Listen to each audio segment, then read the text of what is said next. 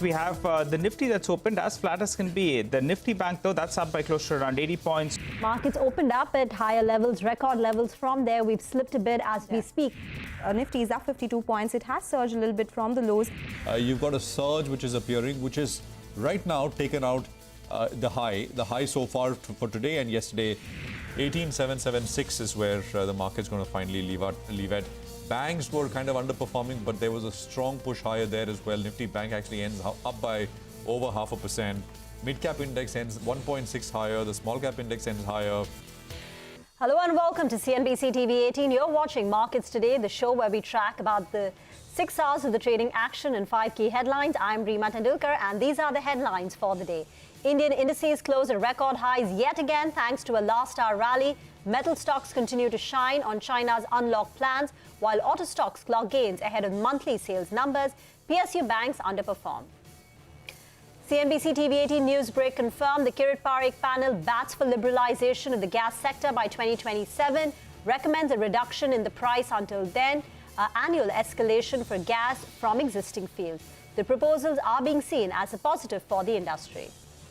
Outgoing Revenue Secretary Tarun Bajaj bats for simplification of capital gains tax, adds that a fiscal deficit target will be met, divestment receipts will perk up, and personal taxes will move towards the one regime.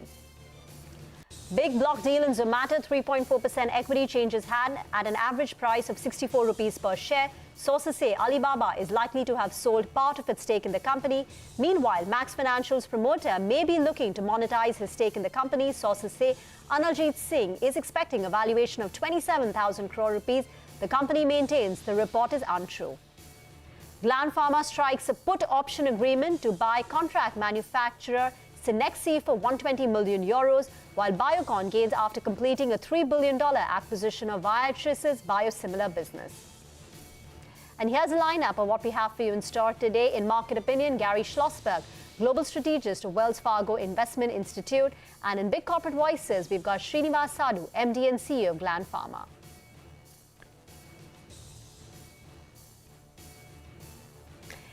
Okay, first up, markets, Sensex and the Nifty and the Nifty Bank hit yet another record high as bulls entered deep into uncharted waters, aided by a last-hour recovery led by MSCI inflows. It helped the markets close at the day's high. The Sensex gained more than 500 points, closing above 63,000, while the Nifty was higher by 150 points. FMCG, autos and metals led from the front, while PSU banks underperformed. Prashant is here with a wrap of the day's trading action. A powerful move emerging in the last 30 minutes of trade. I mean, for the bulk of the day, the Nifty was kind of biding time with about a 30-40 odd point gain. But the real move came after 3 o'clock, and it was a very powerful, strong close, all-time highs coming through for the benchmark indices once again. Banks, which did not participate for the bulk of the day, starting 3 p.m., participated as well. The Nifty Bank ending about 0.6% higher. Broader markets had it even better. The mid-cap index recouped all of its yesterday's 0.75% loss, added more on top, and the small-cap index did not do badly either. Nifty gains coming through in lots of names.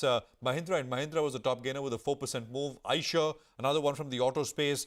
The old economy, Hindalco, Grasim, UltraTech were some of the others which did pretty well as well. Broader market gains, and there were quite a few. Adani Transmission, Adani Green, both up strongly.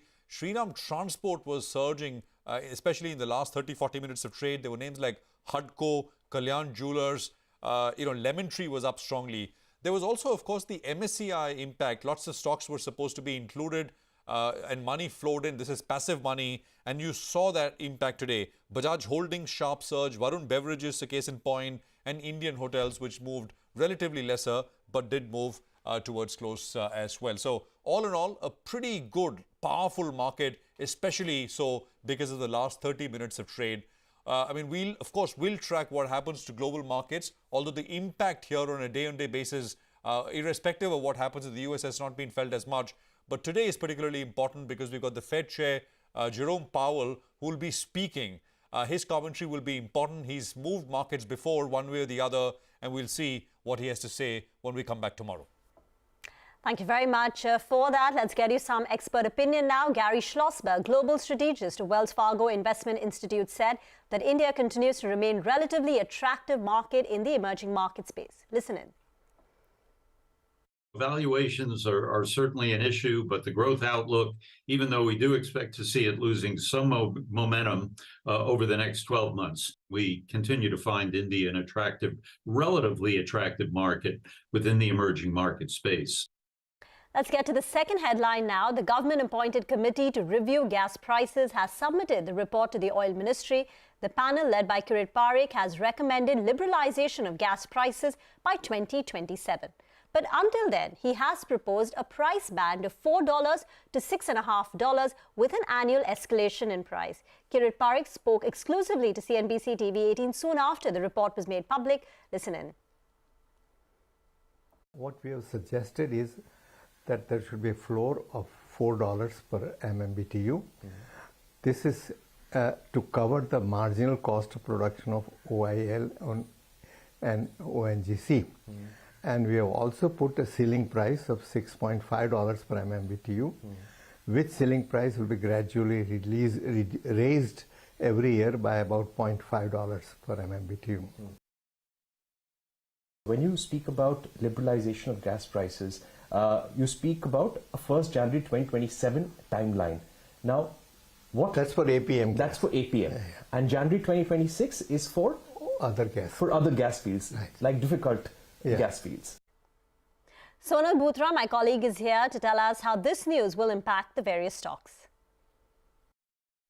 Now, every $2 per MMBTU decline in gas costs for these companies would give them a leeway to actually cut prices for CNG and the domestic segment as well. In the CNG segment, it could have an impact of 7.5 to 8 rupees per kg. IGL gets around 87% of its volumes coming in from CNG and domestic gas. That is the PNG gas that we get in our houses. For MGL, it's around 80%. For Gujarat Gas, this is really small, around 38%. So they procure domestic gas to actually give the final output in terms of CNG and PNG gas as well. So now retail prices for CNG after this cut, if it actually comes through, could be cut by 7.5 to 8 rupees per kg. In the PNG segment, it could be cut by 4.9 to 5 rupees per SCM. These companies can decide to cut prices and increase their volumes, and they can also decide not to cut the prices. That will improve their margins. In both the cases, it is a win-win for these companies. The second thing is that for some of these new fields, pricing has not been changed. It is still market determined as per the conversation that we had. This will be positive for the likes of Reliance Industries, which has a lot of new companies or new fields coming up, and ONGC as well. So it is a positive for those companies as well. So yes, it's a win-win for city gas distribution companies and for the new fields, the likes of Reliance Industries and ONGC. Sonal, thank you very much for that. Let's get to the third headline then. Outgoing Revenue Secretary Tarun Bajaj is confident that the government will meet its fiscal deficit target of 6.4% this year. In an exclusive conversation with Shireen Bhan, he added that the capital gains tax regime needs to be simplified, but went on to say that he was disappointed with the response from what he called conflicting views and interests. Listen in. The government is feeling very confident that we'll meet our fiscal deficit target of 6.4 in spite of very heavy burden on account of food subsidy, fertilizer subsidy, petroleum subsidy also to some extent having come back. But I think the higher revenues and some other measures which the expenditure side would have taken would see us this year to 6.4. Capital gains tax regime is very complicated. It needs simplification. I've said it earlier and I'm repeating it here that we have various buckets under which we put all products. Financial also we put in different products. So I think all this needs cleaning up, but whether the time is right now, the time maybe was yesterday, if I may say so, but whether it happens this year or not is something for us to see on the 1st of February. Let's get into a break, but stay tuned. We'll be back in a jiffy with the other headlines.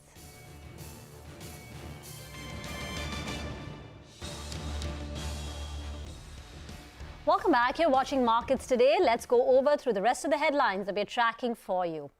The fourth headline is, and this is a CNBC TV 18 exclusive, Max Financial's promoters may be looking to monetize their stake in the company. Sources say Anuljit Singh is expecting a valuation of 27,000 crore rupees. Max Financial says Anuljit Singh remains engaged and invested in the company, and the report is untrue. But this is what we've gathered from our sources. Nisha is here standing by with the exclusive details. Nisha. That's right. At least 4 independent sources with direct knowledge of the developments at Max Financial Services have shared with us that the promoter, Analjit Singh, is looking to sell stake in the company. And remember that Analjit Singh, being the promoter of the company, owns 14.72% stake. And we do gather from sources with direct knowledge that there is an investment bank hired to carry on this stake sale process and is in talks with various strategic players as well as the private equity players. Now here we do gather that the ask price for the valuation at which stake sale should happen, the ask price from the seller's side is close to about 27,000 crore rupees for Max Financial Services. And we reached out to the company and the promoters for their comment on this information, and they have categorically denied this development, and they state that this is untrue and Analjit Singh remains engaged and invested in the company. So this point must be noted. Another important point is that for Max Financial Services, the key asset, underlying asset, because of which it becomes an attractive proposition for the buyers, is the Axis Bank's minority stake in Max Life Insurance, and also that Axis Bank is the co-promoter there. So that will add value and will play a critical role there in this particular deal process. Another important aspect is that if there is a substantial stake sale by Analjit Singh, say close to his entire holding of 14.72%, in that case it could trigger an open offer with this particular transaction, since it will mean a change of control because the seller is a promoter. Thank you very much, Nisha, for that. Here's another important stock which was in the news, Zomato.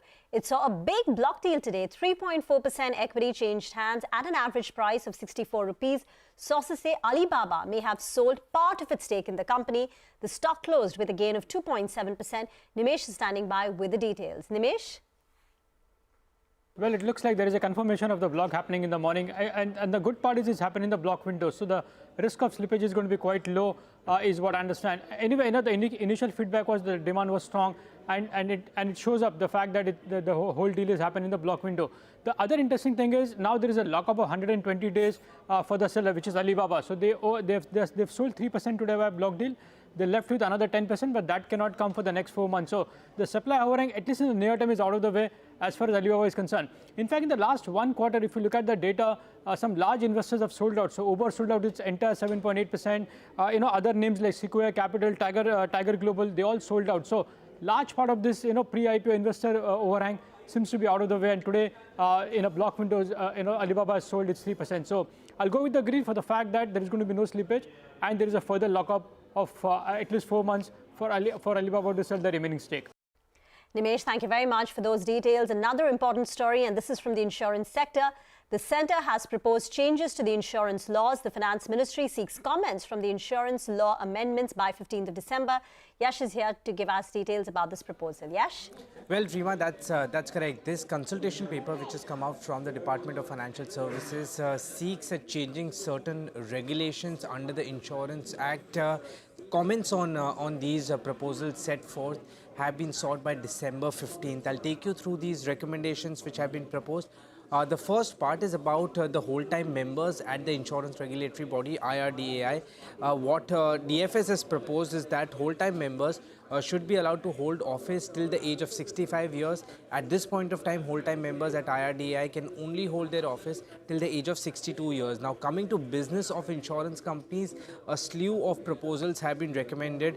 Essentially, starting with the first one, DFS has said that insurance companies should be allowed to distribute other financial products as well. This would be specified and will be subject to regulations. Now, what this means is that this could actually, if it fructifies, it could open up new revenue streams for insurance companies. They could maybe look at distributing something like mutual fund products, but of course, it will be subject to regulations. Also, what has been said is that no insurer shall commence business operations until it pays a minimum paid-up capital as specified by the regulations. This currently is 100 crore. That limit has been raised, and it will be subject to what the regulator decides depending on the scale and size of the company. Yash, thank you very much for those details. And here is the final headline for the day. Gland Pharma has entered into an agreement to acquire CDMO player Cenexi Group for 120 million euros. Speaking to the channel, the company's MD and CEO Srinivas Sadhu said there is no communication over the parent Forsun's possible stake sale in the company. A thought which was doing the rounds yesterday, which resulted in the stock gaining more than about 7%. Listen in to the management comments. Forsun is a huge conglomerate, so we don't have interaction on a daily basis what they do at a Forsun international level. It's just not pharma. There are hundreds of companies under them, so we're just one arm under Forsun Pharma. Forsun Pharma themselves have more than 70, 80 companies. We read news as you read, and we just talk about operational budgets and stuff like that, but nothing on this sort, and we don't have any official communication now. Okay, Biocon is the other one on our radar. They've completed the $3 billion acquisition of Viatris's biosimilar business. The stock gain closed about 2% in trade. And the other one is Lupin's. Its Mandideep Unit 1 was inspected between the 14th to the 23rd of November. CNBC TV 18 has accessed the regulator's observations on the Mandideep unit. Ekta is here standing by with the details. Well, yes, I'll start with Biocon Biologics, which was in focus on account of the acquisition of the biosimilar business of Viatris, which is now completed. Remember, it was around a $3.3 billion deal, which was announced in Feb 2022.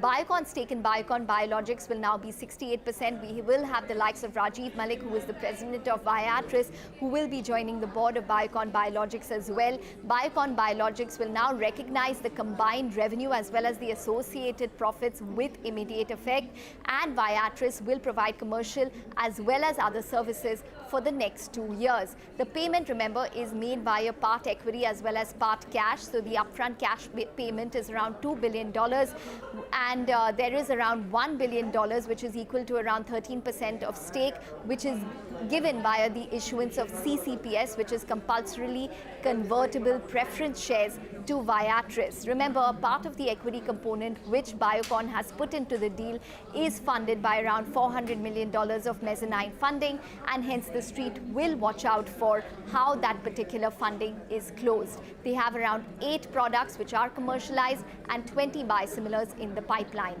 Separately, Lupin was in focus on account of their Mandideep facility, which was issued 16 observations in a Form 483 by the US drug regulator in an inspection which took place a couple of weeks ago. We did manage to access those 16 observations, 8 to the drug product facility and 8 to the API facility.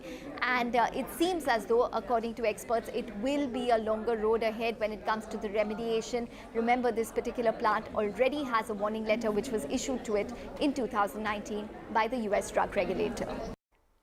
Ekta, thank you very much for those details. With that, it's a wrap on this edition of Markets Today. Thank you for watching.